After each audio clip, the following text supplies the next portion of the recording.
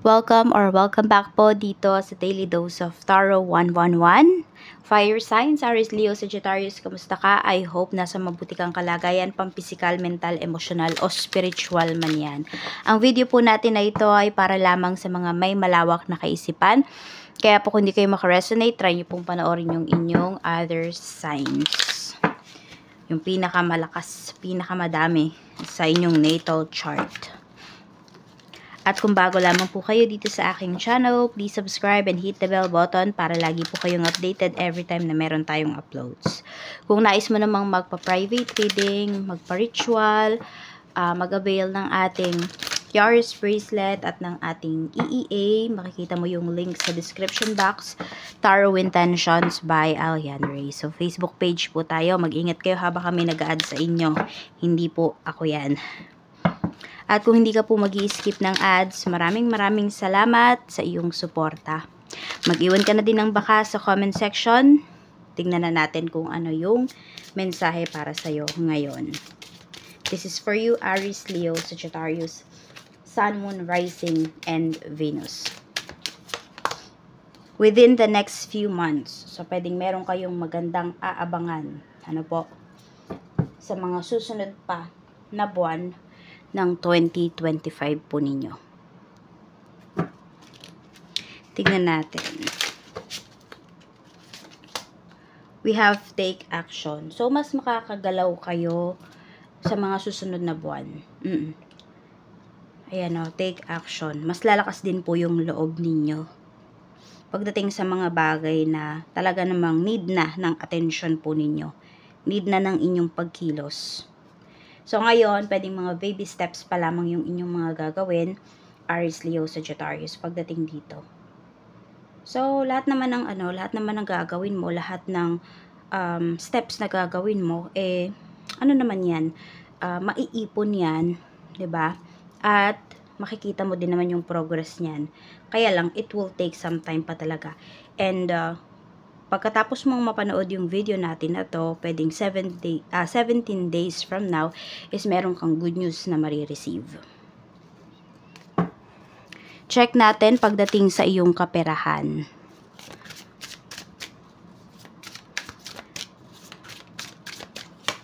We have the Tower. May mabilis dito na kaperahan, oh. So, medyo mag-ingat lang kayo pagdating sa inyong kaperahan, no? Kasi may mabilis na pwedeng pagdating ng pera dito, pero meron din pong pinapakita na mabilis na paggastos. Kaya, you manage your money well. Kung meron din naman kayong mga inaayos dito ng mga papeles, meron kayong inaayos regarding benefits, so pwedeng sa mga susunod na buwan nyo pa po yan marireceive. Pero 17 days from now, meron na kayong marireceive din naman na magandang balita. Kaya lang pwedeng partial pa lang 'yon. Meron din akong nakikita rito. Kung nagpapagawa po yung iba sa inyo ng bahay at gusto niyo na siyang matapos dahil nga tag-ulan na. So, pwedeng ito kung utang ito sa bangko or merong magpapahiram po sa inyo na wala siyang interest. We have the Hierophant. Meron din kayong pinag-aaralan dito in terms of your finances. Ayan po. So, pwedeng kung saan nyo ba siya dadalhin or tama ba talaga na ipagawa nyo na yung bahay or ipatapos nyo na. So, may mga pag-uusap po rito, may mga pag-meeting kayo ng family mo regarding sa bahay. Regarding sa kung ano ba yung gagawin, tatapusin na ba or hindi. Kasi syempre involved dito yung pera mo or involved dito yung pera ng family po ninyo. Sa career naman, okay, we have 6 of Cups. Kung meron po dito, umalis kayo sa dati nyong trabaho, looks like babalikan nyo rin to. Or pwede rin kasi na hindi siya same company, pero same industry lang. Doon po talaga kayo. Ibig sabihin, nasa tamang industry naman kayo. Yun nga lang siguro ay hindi talaga doon sa tamang company. So, siguro yan yung hanapin po ninyo. Yun yung hanapin ninyo, no? Yan, we have the Devil. So, ikot-ikot lang dyan yung yung trabaho mo. Hindi ka po talaga makakaalis. Pwede kasi na yan talaga yung path mo. Diyan ka talaga. Kailangan mo lang tingnan kung ano ba yung good things na nabibigay sa'yo ng trabaho mo na yan. Huwag ka lagi daw sa negativities tumitingin. And yung iba naman po sa inyo, maari kasi na ito yung bread and butter ninyo. Kaya kahit hindi nyo siya sobrang appreciated, wala kayong magawa, hindi kayo makaalis. Pero sinasabi nga, diba, within the next few months, pwede po na, ayan, dito na kayo a-action. So kung ano man yung mga negativities, ano man yung mga toxicity na nararanasan po ninyo, maaring maalisan nyo na yan. 10 of Pentacles. So, may malaking involved na pera dito. Pwedeng ito ay project. Pwedeng nga yung project na to sa inyo po yan ipapahawak. Kaya mag-iingat lang kayo rito. Mag-iingat kayo sa mga aksyon na gagawin po ninyo. Sa mga sasabihin ninyo. And meron ding pinapakita rito. Tingnan natin kung yan ba ay salary increase. 7 of Swords. Okay, mukhang may pinangako sa'yo rito. Ibibigay naman po siya. Kaya lang pahirapan. It will take some time pa po talaga bago to maibigay sa inyo. So, wag na lang kayo masyadong mag-expect dahil sabihin natin, ito yung ine-expect ninyo na, kunwari, this month, ninyo makukuha yung pera na yon pero mauusad po kasi siya. Kaya, yun, para hindi kayo ma-disappoint, hindi kayo tamarin, diba, mawalan ng gana, ay wag kayo masyadong mag-expect dito sa sinabi sa inyo. Kasi meron lang din dito, kung kayo ay may current job, ayaw lang din talaga kayong paalisin dyan.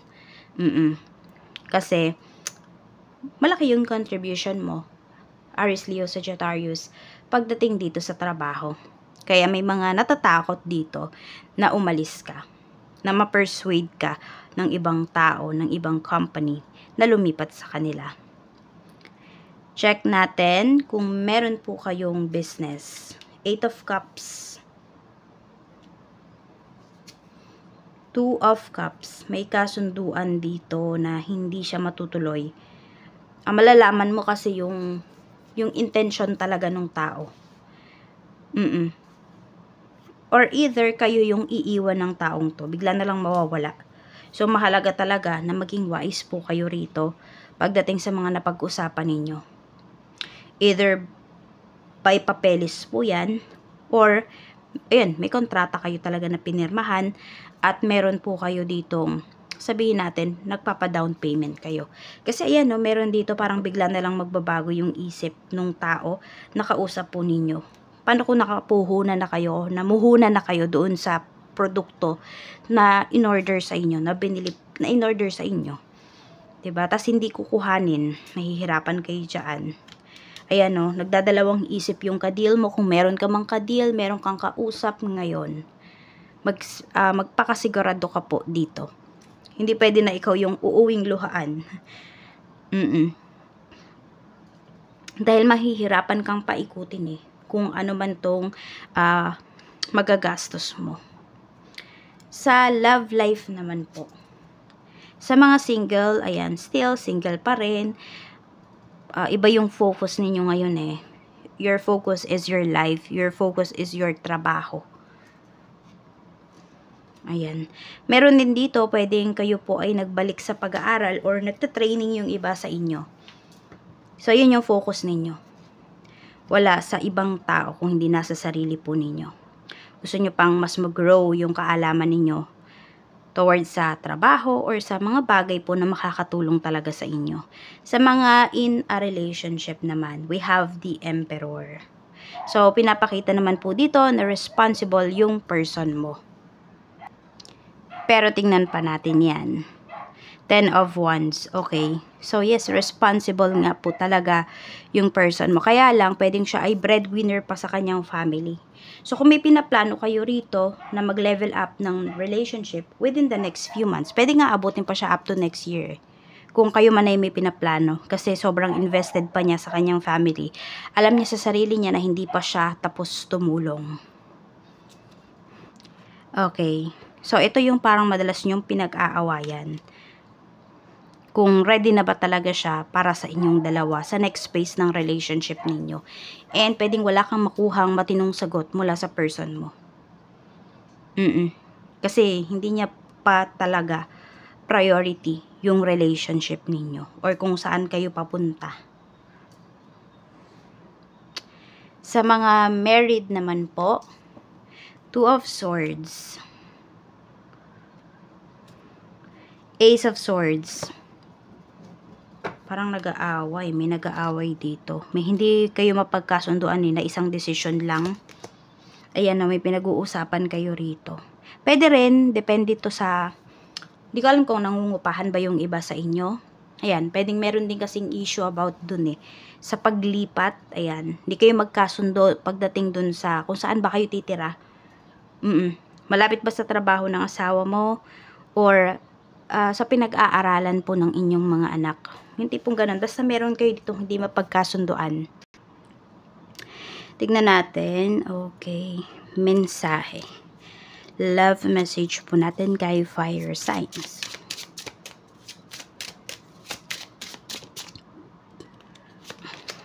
I still feel so attracted to you. I wish I could feel your body close to mine. I will come back towards you when the time is right. Ayan, so may nang-ghost ba sa inyo rito? Hiwalay ba kayo ng person mo ngayon? Ayan po yung kanyang mensahe para sa'yo. So, nag-ano siya? Nananalangin siya, no, ng comeback towards this connection. Tignan pa natin pagdating naman sa iyong health. We have Queen of Pentacles. So, yung iba po sa inyo, ninyo lang talaga na mag-vitamins. Mayroon dito, ayan, may vitamin deficiency kayo. Kaya okay yung inom din ng kung ano-anong vitamins mas maganda kung magpa-check muna po kayo. We have 3 of Cups. Okay. So, ang nakikita ko dito, no, is also recovery pagdating sa kaperahan. So, pwedeng meron kayo ditong mare-refund kung kayo man po ay nagpa-check up. Ganyan. Or, basta, something like meron kayong mare-refund dito. Ayan po. Or siguro meron kayong PhilHealth, ganyan. Meron kayong health insurance for some of you. Kaya parang hindi siya problema sa inyo. Check naman natin ang blockages. We have the High Priestess. Okay. So, dito naman, yung blockages po sa inyo is, okay, either hindi ninyo pinapaniwalaan yung inyo pong intuition. So, kayo mismo yung nambablock sa intuition po ninyo. For some of you naman, pwede na nag-overthink kayo rito. So, yun yung blockages. Oo. Kaya wag kayong, kunwari, bintang ng bintang dyan. Hindi ba? Hanggat wala kayong evidences. Strength mo naman, Ace of Pentacles. Yung strength mo dito, nakikita ko sa'yo, Aries, Leo, Sagittarius na mapagbigay ka. Okay, strength mo yon kasi bumabalik yan sa'yo Tapos, ano pa ba? Marunong kang magpahalaga. Even small things man yan or big things man yung nare-receive mo. Yan. Isa yan sa mga strength mo. Kasi, nakikita ko rito, for some of you, no, hindi kayo nawawalan. At kung namomroblema man po kayo, may dumarating ka agad na solusyon. Basta yun, nakikita ko marunong kayong magpahalaga na kung ano yung mayroon kayo. Okay. Tingnan natin. 4 of Pentacles. So, sinasabi po rito ng inyong mga gabay, wag mo nang pakawalan kung ano man yung blessings na mayroon ka. Okay? Yan. Kung trabaho man, mayroon ka ngayon, be thankful. Diba? Gawin mo yung nararapat na aksyon para sa trabaho mo. Kung meron kang relationship dito, pahalagahan mo.